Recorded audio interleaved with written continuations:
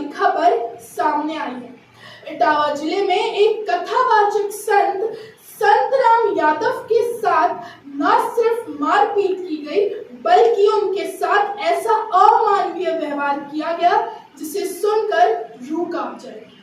जानकारी के मुताबिक कथावाचक संत राम यादव 21 से 27 जून तक भागवत कथा का आयोजन करने इटावा के एक गांव पहुंचे थे। लेकिन जैसे ही उन्होंने कथा की शुरुआत की, कुछ लोगों ने उनकी जाति पूछी। जब उन्होंने खुद को यादव बताया तो उन पर दलित होने का आरोप लगाते हुए उन्हें धमकाया गया।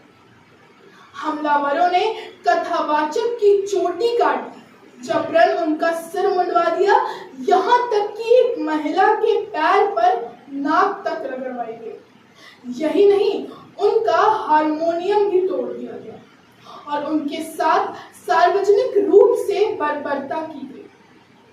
कथावाचक का अपराध सिर्फ इतना था कि उन्होंने कथित तौर पर ब्राह्मणों के गांव में भागवत कथा करने की हिम्मत की।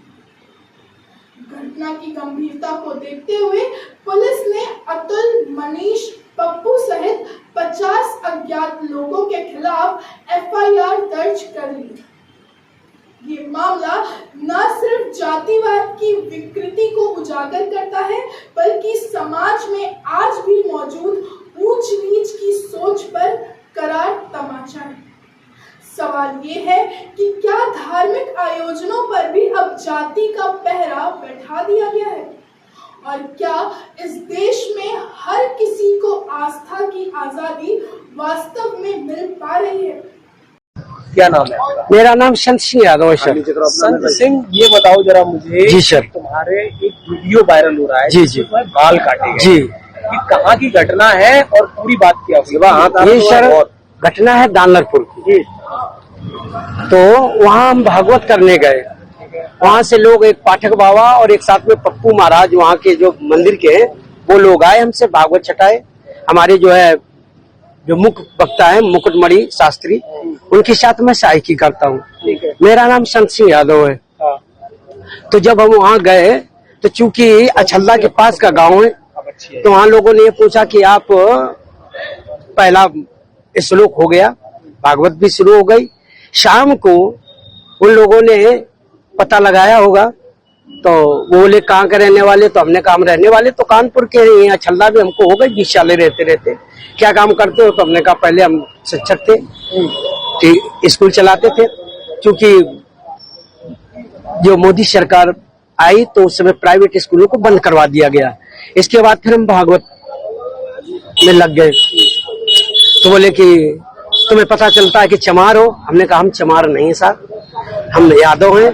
तो बोले कि आरडी दिखाओ। तो हमने कहा आरडी तो मिलाए नहीं, आधार कार्ड। बोले कि तो हमने कहा नंबर ले लो हमारे घर से पता लगा लो। तो इन्होंने नंबर लिया, हमारे बेटे से पूछा तो बेटे का नाम जैसे आरडी में हमने क्लिक किया तो उसका नाम लिख के आ गया, राज यादव। इन्होंने कहा कि साले ये 103 देरी है यहाँ पे ब्राह्मणों के गांव में, तुम यादव होकर के, चमार होकर के यहाँ भागवत करने आए हो। और इन्होंने बहुत हमें मारकूट करना शुरू कर दिया। रात भर इन्होंने बहुत टॉर्चर किया सर, यहाँ तक कि हमारे बाल काट दे। और जो परीक्षित बना था, परीक्षित की मैडम से इन्होंने मूत्र, बोले भाभी आप अपना मूत्र ले आओ, उसे मूत्र से हमारे ऊपर छड़का इन्होंने। बोले ये अब पवित्र हो गए, ब्राह्मण के ये मूत्र तुम्हारे ऊपर पड़ गया, अब तुम पवित्र हो गए, अब बताओ। अच्छा, तो ये तुमसे पैर क्यों छुआए गए? पैर इसलिए छुआए गए कि तुम यहाँ पे संकल्प करवाया, तो आपने हमारी भाभी से, हमारी जो है ये ब्राह्मणी है, इससे आपने पैर छुआया। हमने कहा पैर हमने नहीं छुआया, हम तो वैसे भी पैर नहीं छुआते। हमने ये कहा कि ठीक है। तो बोले कि नहीं, तुमने वो तो करवाया, संकल्प तो करवाया। तो हमने कहा संकल्प तो करवाना भाई, हमारा जो पाठन क्रिया में है वो हम करेंगे। तो ये बताओ, तुम आचार्य बन के गए थे? जी नहीं, आचार्य बन के, सहायक आचार्य। जी। कथावाचक कौन था? मुकुटमणि महाराज। मुकुटमणि, वो कौन बराबरी है? वो भी यादव। वो भी यादव। जी। तो जिन लोगों ने आपको कथावाचक के लिए बुक किया था, वो कौन बराबर? वो ब्राह्मण है। वो ब्राह्मण? जी। तो ये कथा कब से होनी थी? ये तारीख 21 तारीख से सर। 21 तारीख। तो क्या तुमने ये नहीं कहा कि जब ये लोग हमको बुला के लाए हैं, इन्होंने बुक किया है, क्या उन्होंने जाके पूछी थी? सब कुछ बताया हमने। तो बोले कि ये लेके आए, लेकिन तुम्हारी हिम्मत कैसे पड़ गई कि ब्राह्मणों के गांव में आए, ब्राह्मणों के गांव में तुम गद्दी पे बैठे हो और मतलब अहिर हो करके, और तुम्हें तो चमार लोग बता रहे हैं। तुमने कहा सर चमार हम नहीं है, हम यादव हैं। अरे साहब आगे, साहब आगे, इसके बाद अभी बात करेंगे सर।